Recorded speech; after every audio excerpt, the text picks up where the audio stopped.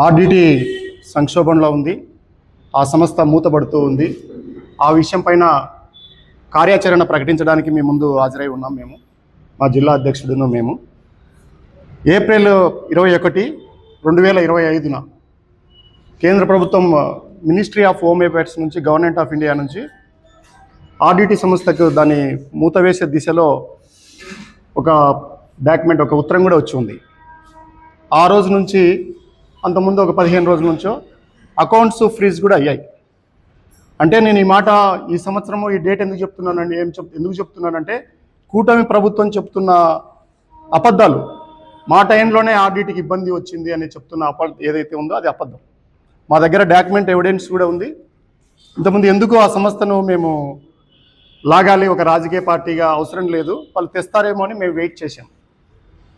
ఆ డాక్యుమెంట్ కూడా మళ్ళీ మీకు ఇస్తాం. మా దగ్గర మేము చాలాసార్లు నెంబర్ ఆఫ్ టైమ్స్ చదువుకున్నాము, ఇస్తాము. ఎందుకంటే ఎప్పుడు కూడా జగనన్న ప్రభుత్వంలో ఏ రోజు కూడా ఆర్డిటికి ఇబ్బంది రాలేదు, ఏ రోజు కూడా అకౌంట్స్ ఫ్రీజ్ చేయలేదు, ఏ రోజు కూడా ఆస్తులు అమ్మే అవకాశం కూడా లేదు. ఇప్పుడు ఆస్తులు కూడా అమ్ముతున్నట్టుగా ఈనాడు పేపర్లోనే అడ్వర్టైజ్మెంట్ కూడా చూస్తున్నాం, మీ దృష్టికి కూడా వచ్చి ఉంటుంది.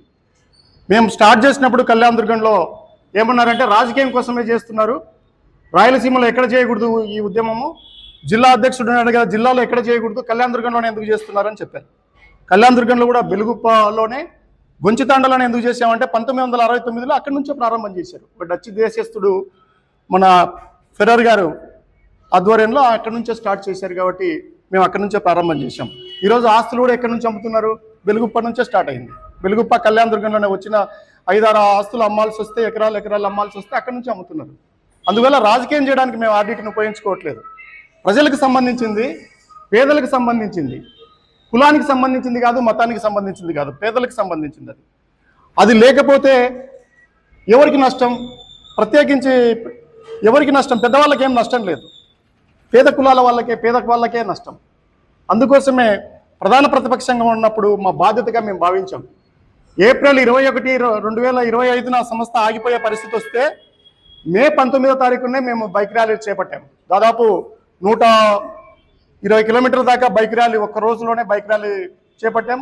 మా అధ్యక్షుడు కూడా పాల్గొన్నాడు. వేలాది బైక్ ర్యాలీ, అంత మారుమూల ప్రాంతాల్లో, పొలాల్లో, రోడ్ల మీద వెనుకబడిన ప్రాంతంలో కొన్ని వేలాది బైకులు వచ్చినప్పుడే అర్థమైంది సంస్థ ఏంటి అనేది.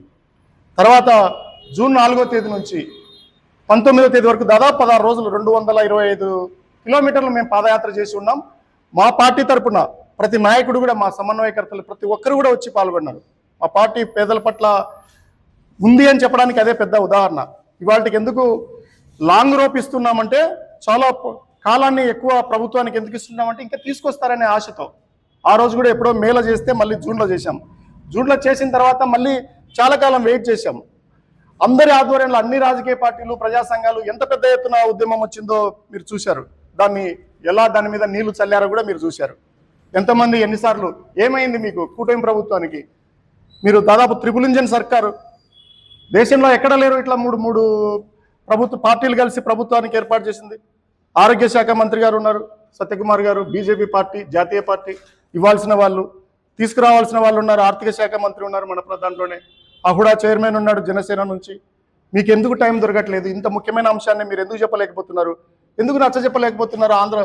ఆర్డిటి అనేది పేదలకు సంబంధించింది, అది రైతులకు సంబంధించింది, మహిళలకు సంబంధించింది, యూత్కు జాబ్లకు సంబంధించింది, క్రీడలకు సంబంధించింది, వైద్యానికి, ఆరోగ్యానికి సంబంధించిందని మీరు ఎందుకు నచ్చ చెప్పి తీసుకురాలేకపోతున్నారు? ఒక రెన్యువలే కదా అడుగుతున్నాం. ఒక రెన్యువల్ తీసుకురాలేకపోతే ఎలా ఉంటుంది? ఒక సంస్థను ఏర్పాటు చేయడానికి 20,000 కిలోమీటర్ల పైన పెద్ద ఫెరర్ గారు వచ్చి చేశారు. ఇక్కడ ఇన్ని సంవత్సరాలు చేశారంటే వాళ్ళ మీద ఏం ఆరోపణలు ఉన్నాయి? ఏదన్నా ఉంటే వాటికి పేపర్ మీద పెట్టుకోవాలా, సర్దుబాటు చేయాలి. కానీ పేదలకు వచ్చే నష్టాన్ని మీరు దెబ్బతీశారు. ఇంకో గట్టిగా నేను ఆరోపిస్తున్న మాట ఏంటంటే ఆర్డిటి సంస్థ యొక్క క్రెడిబిలిటీని మీరు దెబ్బతీశారు. రేపు వేరే దేశాల నుంచి ఎవరైనా నిధులు ఇవ్వాలంటే వాళ్ళకు అపనమ్మకం ఏర్పడుతుంది. సాక్షాత్తు ప్రభుత్వాలే వాళ్ళకు రెన్యువల్ ఇవ్వలేదంటే ఎందుకు ఇవ్వలేదనేది ఇష్యూ వస్తుంది. వాళ్ళు ఎన్ని ప్రపంచ దేశాలు తిరిగి చెప్పగలుగుతారు మేము చాలా బాగా చేశామనేది? ఇక్కడ ఉండే అనుభవించిన వాళ్ళు, హక్కుదారులు మనం కదా చెప్పాలా. మనం కళ్యాణదుర్గం ప్రాంతం కావచ్చు, జిల్లా కావచ్చు, ఉమ్మడి జిల్లాలు కావచ్చు, పేద ప్రాంతాలు ఏవైతే ఉన్నాయో, రైతులు కావచ్చు, ఈ మహిళలు, పిల్లలు, వీళ్ళందరూ కూడా హక్కుదారులు, అనుభవదారులు ఆర్డిటిని. వాళ్ళకేమవుతుంది? సంస్థ మూతపడితే ఇంకో చోటికి పోతుంది. అందుకని ఇవాళకి కూడా ఫిబ్రవరిలో 24వ తేదీన కూర్చొని మార్చి 10వ తేదీ వరకు ఎందుకు చెప్తున్నామంటే ఈ 14 రోజులన్నా ఏమైనా తీసుకొస్తారేమో అని. మాకేదో సంస్థల్ని రాజకీయాల్లోకి లాగాలని కానీ దాంట్లో మీద ఓట్లు సంపాదించాలనే ఉద్దేశం లేదు. కానీ ప్రధాన ప్రతిపక్షంగా ఉండి ఒక డెవలప్మెంట్ ప్రొఫెషనల్గా ఉన్న మా ప్రాంతం నుంచే మేము చేయకపోతే ఇంకెవరు చేస్తారు? అందుకే మా పార్టీ ముందుకు వచ్చి చేస్తూ ఉంది. 1,00,000 పోస్ట్ కార్డులని మేము పోస్ట్ చేస్తాము ప్రధానమంత్రి గారికి నేరుగా. అవన్నీ వారి అడ్రస్ చేస్తూ సేవ్ ఆర్డిటి మీదనే, సేవ్ ఆర్డిటి అనే నినాదం మీదనే 1,00,000 పోస్ట్ కార్డులు పోస్ట్ చేస్తాం. అది కూడా 4 భాషల్లో ఉంటుంది. సేవ్ ఆర్డిటి విషయం కూడా తెలుగు భాష, హిందీ భాష. వాళ్ళకి సంస్కృతం చాలా ఇష్టం కాబట్టి సంస్కృతంలో కూడా రాస్తాం. ఆర్డిటి రక్షతాం అని అది కూడా రాస్తాం. నేర్చుకున్నాను ఏమంటారు రక్షిస్తామంటే దాన్ని కూడా. తర్వాత ఇంగ్లీష్ ఉంటుంది సేవ్ ఆర్డిటి. దీన్ని 1,00,000 పోస్ట్ కార్డుల ఉద్యమాన్ని పత్రికలుగా మీరు, ప్రజలుగా వాళ్ళు ఎవరైతే లబ్ధిదారులు ఉన్నారో ఈసారన్నా మీరు అర్థం చేసుకోండి. ఎందుకంటే మేము పోయినసారి మాట్లాడుతుంటే వాళ్ళు ఎందుకు రాలేదు అన్నారు. వాళ్ళకి తెలియలేదు పాపం. ఆడిట్ని ఎవరు మూసేస్తారులే అనుకున్నారు. మూసేసి వాళ్ళు బతకగలరాలే అనుకున్నారు. ఈరోజు మూసేస్తున్నారు. సాక్షాత్తు పేపర్లోనే వస్తుంది కాబట్టి, ఆస్తులే అమ్ముతున్నారు కాబట్టి, వాళ్ళు శ్రీలంకకో నేపాల్కో పోవడానికి సిద్ధపడుతున్నారు కాబట్టి ఇప్పుడు అర్థమవుతుంది. ఇది మీరు చివరి పిలుపుగా మీరు భావించండి. ఈసారి కూడా ఈ ఉద్యమాన్ని ఇంకా నీరు గారిస్తే మళ్ళీ మనల్ని ఎవరిని రక్షించలేం. ఒకసారి చల్లబడిపోయిన తర్వాత ఎవరు తీసుకురాలేరు. నాకైతే ఆ శక్తి లేదు. మాకు ఇక్కడ కూర్చున్న వాళ్ళకి ఎవరికి కూడా ఆర్డిటిని లాంటి సంస్థను పెట్టి పేదలకు సాయం చేసేంత శక్తి మాకైతే లేదు. ఆ వయసు కూడా దాటిపోయినాం. ఇప్పుడు వేరే ఎక్కడో దేశాల నుంచి వచ్చిన వాళ్ళు పెట్టిన తర్వాత దీన్ని ఇంత పోషించి పెంచిన తర్వాత మనం అందరం చూసిన తర్వాత దాన్ని రక్షించుకోవడానికి ఒక క్రాప్ రెన్యువల్ లాంటిదే ఆర్డిటి రెన్యువల్ అనేది. అంతకంటే పెద్దది కాదు. అంతేకాకుండా FCRAకి సంబంధించినది కూడా ఏదైతే ఉందో మద్రాసులో ఎల్ఎన్ శర్మ మెమోరియల్ ట్రస్ట్ వాళ్ళు ఆల్రెడీ వాళ్ళు కోర్టుకు పోయినారు, తీసుకొచ్చినారు. హైకోర్టుకు పోతే మద్రాసు హైకోర్టు ఇచ్చింది 100% వైద్యానికి విద్యకు సంబంధించిన విదేశీ నిధుల్లో ఇబ్బంది ఏముందని. 100% నీ విదేశీ నిధులు కావాలా, పెట్టుబడులకు కావాలని చిప్ప తీసుకుపోయి అడుక్కుంటున్నాం కదా వేరే దేశాలకు వెళ్ళి. రండి పెట్టుబడులు పెట్టండి.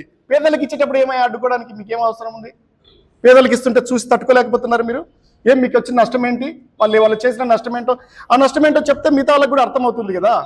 అందువల్ల ఇది చాలా భావోద్వేగమైన సమస్య. మీరు ప్రభుత్వం ఇప్పటికైనా అర్థం చేసుకోవాలా. పోయి ఫోటోలు దిగి రావడం కాదు. పాదయాత్ర చేసినప్పుడు కూడా వెకిలి మాటలు కూడా మాట్లాడడం మానుకోండి. నేను పాదయాత్ర చేస్తుంటే పాదయాత్ర చేస్తావా, మోకాళ్ళ యాత్ర చేస్తావా, ఢిల్లీకి మోకాళ్ళ యాత్ర చేయి, లేదు నరకయాత్ర చేయి. ఇది కాదు. కడుపు మండిన ప్రజల కోసం చేస్తూ ఉన్నప్పుడు మీరు ఉండాలా. ఇంతకంటే ఇంకా మీకేమిస్తారు?